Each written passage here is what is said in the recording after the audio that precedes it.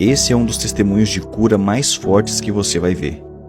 Em outubro de 2019 eu adoeci.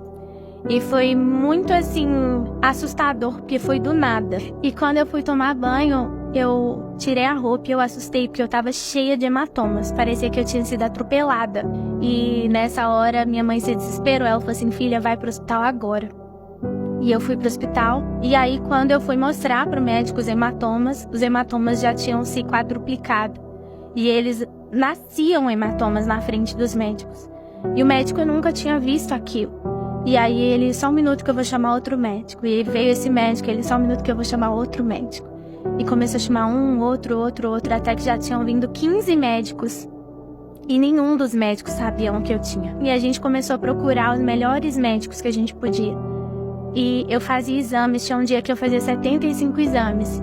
E nada, ninguém sabia o que eu tinha. E tipo, a gente já tinha procurado os melhores médicos do Brasil. E sentar na frente de um dos melhores. E ele falou assim, olha, tem coisas que a medicina não é capaz de explicar. Tem doenças que a gente não entende. E o que a gente entendeu, a gente fez os exames mais tops, os mais avançados. E tudo consta como inconclusivo. Tem doenças que a medicina ainda não sabe que existe. E a gente não consegue explicar o que a filha de vocês tem. E aí a gente entrou no carro para voltar para Belo Horizonte, para procurar outro médico ou hospital ou qualquer coisa do tipo. E nisso que a gente foi voltar, o Senhor me deu uma visão. E nessa visão eu via o meu irmão pequenininho no consultório de um médico. E eu via o meu irmão entrando lá, meu pai e minha mãe, e a conversa acontecendo, e eu lia na porta o nome desse médico, Dr. Bernardo Gontijo. E de repente eu acordei da visão e o Espírito Santo falou assim comigo, você tem que ir nesse médico. E quando eu cheguei lá, ele é um médico de doenças raras. E só que nesse tempo, com tudo isso acontecendo, eu já decidi que eu ia voltar a viver normal. Entendeu? Bem doida, né? E eu tomei essa decisão. Falei, eu vou voltar a fazer o que Deus me mandou fazer. Eu vou servir. Eu tô doente, mas Deus continua curando. Eu tô com problema, mas Deus resolve os problemas. Porque não tem cura, Deus tem milagre. Com isso tudo, eu apresentei e ministrei e preguei o Congresso Moças Diante do Trono. Profetizei cura para muitas jovens. Orei por muitas jovens, porque eu entendo que não é porque eu tô doente que Deus não é um Deus que cura. Deus é independente como eu esteja. Ele sempre é.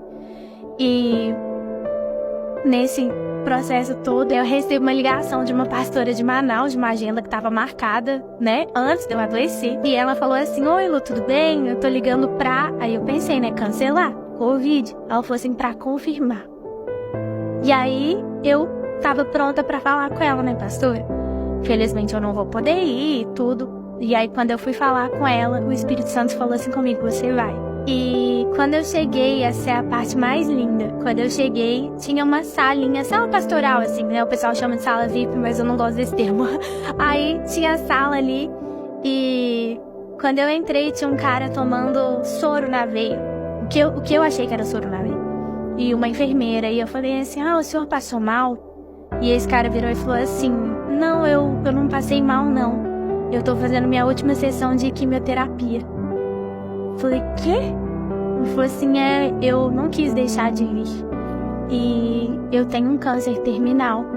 Eu tenho um câncer de 11 centímetros. E eu vim pra cá e eu tô fazendo minha última sessão de quimio. E quando ele falou isso, eu esqueci que eu tava doente. E eu saí correndo, eu ajoelhei nos pés dele, eu comecei a orar. E eu orava e eu falava, Senhor, cura a vida desse homem, Deus, cura a vida desse homem. O Senhor morreu na cruz pelas nossas dores e enfermidades também, Senhor, cura a vida dele. Eu orava por ele e de repente a pastora encostou em mim e ela falou assim, Lu, sua banda já tá lá em cima, os meninos já estão tocando. Eu saí correndo, eu falei assim, você tá curado, você crê? Aí ele, amém. E eu saí correndo e fui ministrar. E quase 99,9% dos congressos eu faço louvor e a pregação, mas nesse era só o louvor. E aí eu falei assim, eu ministrei, foi um poder, assim, poucas vezes eu senti esse poder do Senhor nessa ministração. Eu acho que literalmente era entre vida e morte ali. E quando terminou a minha ministração, eles falam: com vocês o pastor da noite. E entra o cara. Ele vira e fala assim: ó, tem 11 anos que eu luto contra o câncer e eu já tô no estágio terminal, mas enquanto eu viver eu vou fazer o que Deus me chamou pra fazer. E ele começou a pregar e eu lembro que eu falei: nossa, 11 anos que as pessoas oram por ele, quem sou eu?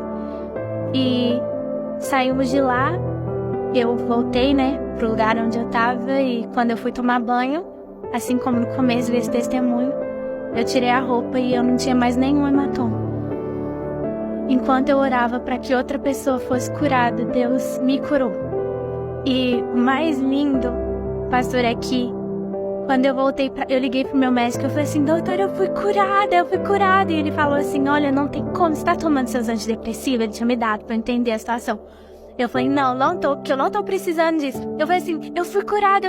Ele falou: não tem jeito de você ter sido curada, você é uma doença que não tem cura. Eu falei: quando eu voltar, você vai me ver, eu fui curada.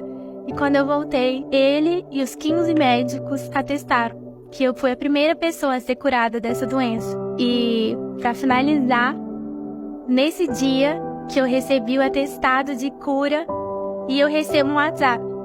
E esse WhatsApp falava assim: oi, Lu, tudo bem? É o pastor que ministrou com você em Manaus. A pastora Luciana, que era a pastora que nos convidou, me passou seu número e eu queria que você visse esse documento que eu tô te mandando. E quando eu abri o documento, falava assim: e nenhuma célula cancerígena se encontra mais presente. Meu! Esse é o nosso Deus.